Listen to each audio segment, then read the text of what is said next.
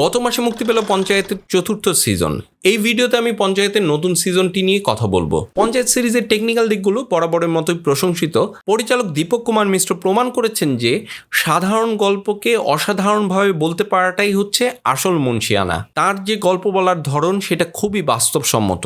Cinematography, production design, art direction, colour grading সব কিছুতে অনেক ডিটেলের দিকে মনোযোগ দেওয়া হয়েছে, যা সিরিজটিকে আরও বাস্তবসম্মত করে তুলতে সহায়তা করেছে। এডিটিংয়ের ক্ষেত্রে কিছু দুর্বলতা চোখে পড়ে, কিছু দৃশ্যকে অপ্রয়োজনীয় বড় মনে হয়েছে। সেগুলো যদি আরও টাইট করা যেত তাহলে গল্পের গতি আরও বাড়তো। সব মিলে পঞ্চায়েত একটা ভালো সিরিজ। সিজন 4টা তার আগের সিজন থেকে একটু আলাদা। সিরিজটি মূল উদ্দেশ্য ছিল গ্রামীণ জীবনের সরলতা আর পঞ্চায়েত ব্যবস্থার বাস্তব চিত্র তুলে ধরা। প্রথম 2টা সিজনে সেই উদ্দেশ্যটা সফলভাবে পূরণ হয়েছে। সিজন 3-এ এসে কিছুটা রাজনৈতিক মোড় নিলেও তা গল্পের সাথে মানানসই ছিল।